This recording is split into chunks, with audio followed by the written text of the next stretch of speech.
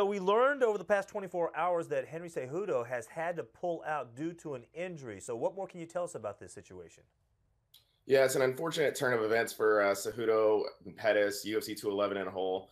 In a statement to MMA Fighting, Cejudo said he injured his hand 2 weeks ago while sparring, and initial X-ray said that there wasn't a broken bone, so he tried to avoid using it to keep the fight on the card. Um, but as he was wrapping up his camp and he made it to Dallas, he started hitting mitts again with his coach to try and get his timing down and felt a sharp pain.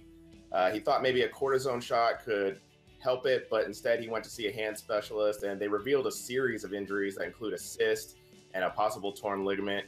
This isn't really a common hand injury, so it's a little bit peculiar, especially when you take into account this all seemed to develop while both Cejudo and Pettis were being interviewed with media on Wednesday. But it looks like this fight is off, and Cejudo's probably going to be on the shelf for a while. All right, so then what does this mean for Sergio Pettis? It's incredibly disheartening for Sergio Pettis. He was laser focused coming into media day. He was well aware that a win over Henry Cejudo, who's a former Olympic gold medalist, a former title challenger, would put him into title contention. It would give him 4 straight wins.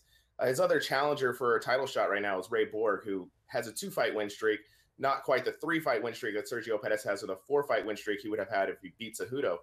But Borg sits higher in the rankings, and he's fought higher ranked opponents. So Pettis was counting on this fight to move him to the top of the list. Given the perception that Johnson has cleared out the division, it might earn Pettis the next title shot. The UFC doesn't want to book Borg and Pettis against each other in a #1 contender bout because it could derail 2 potential opponents for Johnson. I don't think that's a risk they want to take. So Borg fought more recently. This might end up with Pettis getting the title shot like he hoped it would.